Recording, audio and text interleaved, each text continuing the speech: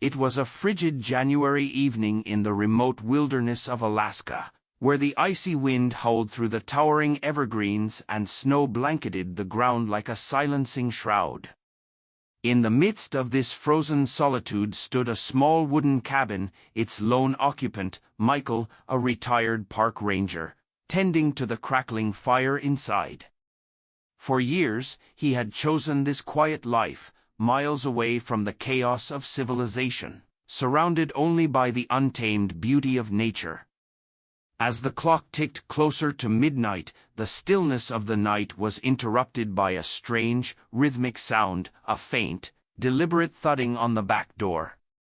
Michael stiffened. In a place where visitors were scarce and unannounced knocks were unheard of, his instincts immediately went on high alert. Grabbing a flashlight, he moved toward the sound, his pulse quickening. Peering through the frosted glass, Michael's breath caught in his throat. There, illuminated by the moonlight, stood a massive brown bear, her fur covered in frost and snow. But she wasn't alone. Huddled around her were 3 tiny cubs, shivering violently, their fragile bodies barely able to stand against the biting cold. The mother bear looked directly at Michael, her large, dark eyes filled with desperation, not aggression.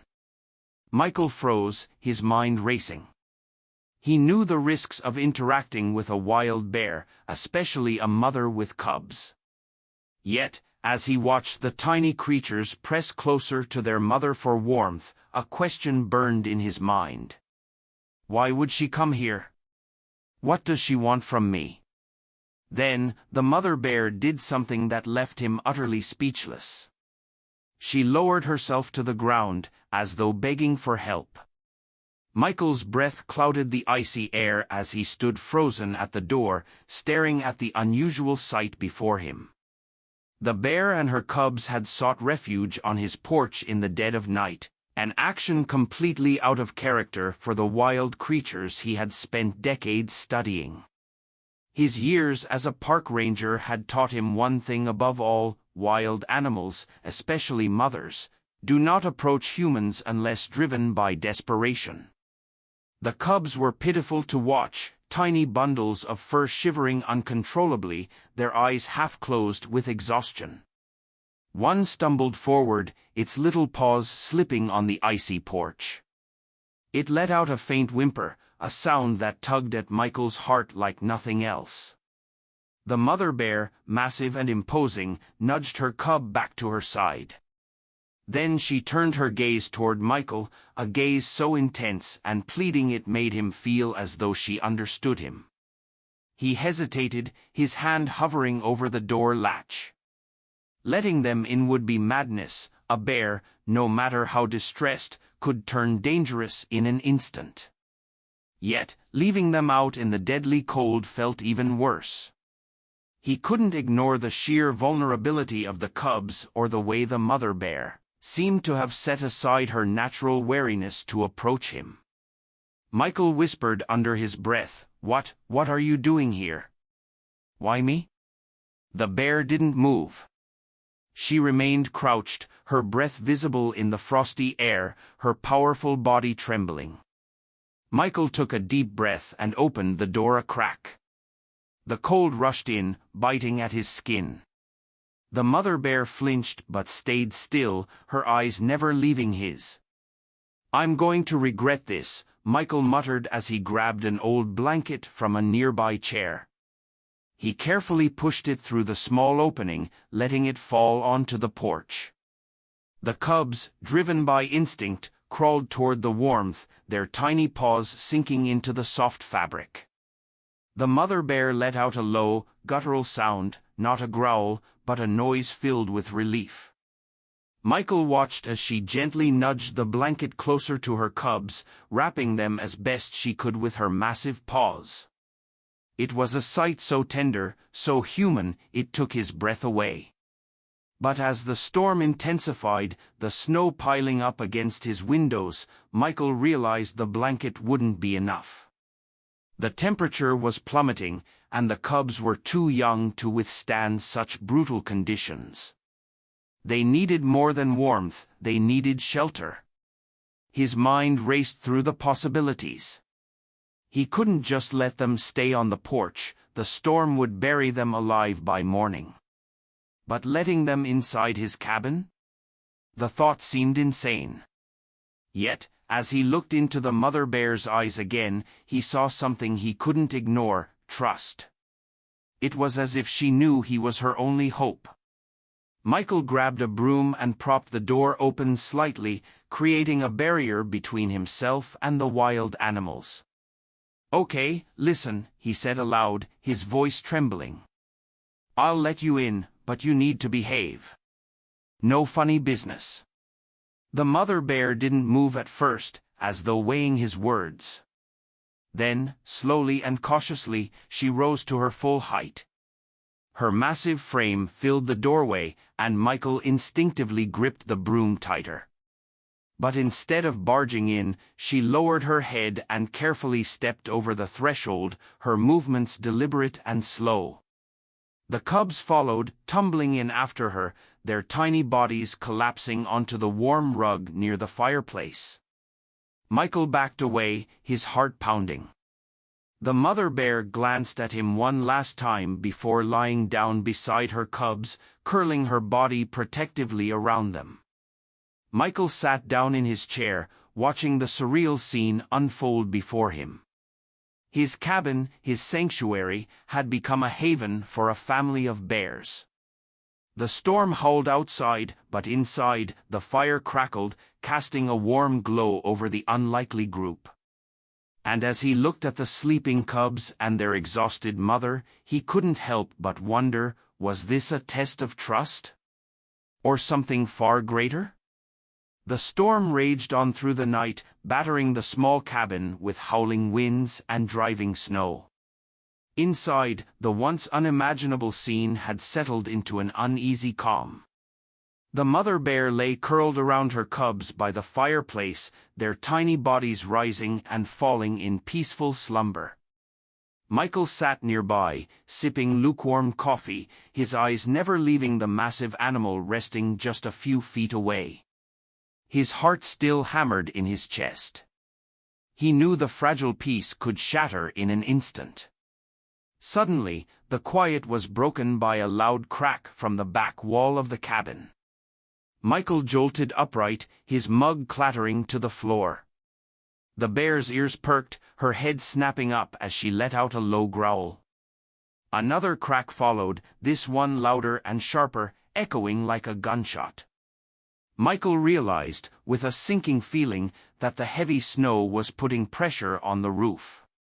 Rushing to grab his flashlight, he moved toward the back of the cabin, the bear's watchful eyes tracking his every step. As he shone the light upward, his worst fear was confirmed. A section of the roof had begun to sag under the weight of the accumulating snow. "We've got a problem," Michael muttered, glancing nervously at the bear. He wasn't sure why he was talking to her as though she could understand, but in this surreal situation, it felt oddly natural. Before he could think of a solution, the roof gave a final, deafening crack. A large section collapsed inward, sending snow and debris cascading into the cabin. The mother bear leapt to her feet with a ferocious roar, shielding her cubs from the falling wreckage. Michael Dove moved out of the way, narrowly avoiding a wooden beam that crashed to the floor. As the chaos subsided, Michael looked up to find the bear standing in the center of the room, her massive frame towering over the cubs. Snow dusted her fur, and her eyes burned with a mixture of fear and determination. The cubs whimpered, huddling together for protection. Michael's first instinct was to run. A panicked bear could be deadly, and the confined space of the cabin left him with nowhere to go. But then he saw something that stopped him in his tracks. The bear wasn't looking at him, she was looking at the back wall, where the collapse had left a gaping hole. Through it, the storm howled, and the freezing wind poured into the cabin. The temperature was plummeting fast. Michael knew the cubs wouldn't survive the night if the cabin lost its warmth. Acting quickly, he grabbed an old tarp and began covering the hole. The bear watched him intently, her muscles tensed as if ready to strike. But as he secured the tarp in place, she didn't move. Instead, she stepped closer, her massive paws crunching on the scattered debris. Michael froze, his breath hitching as the bear loomed over him. She lowered her head, her face mere inches from his. Time seemed to stop.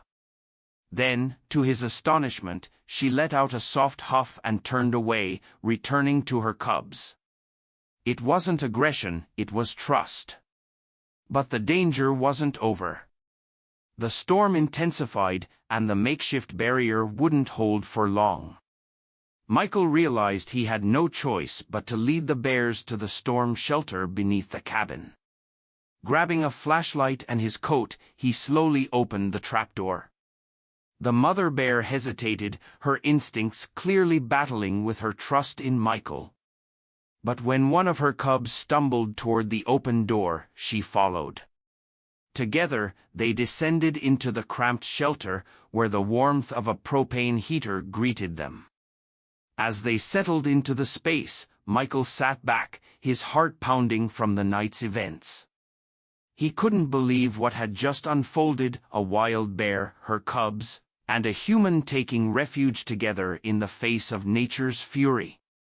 And yet, against all odds, it had happened.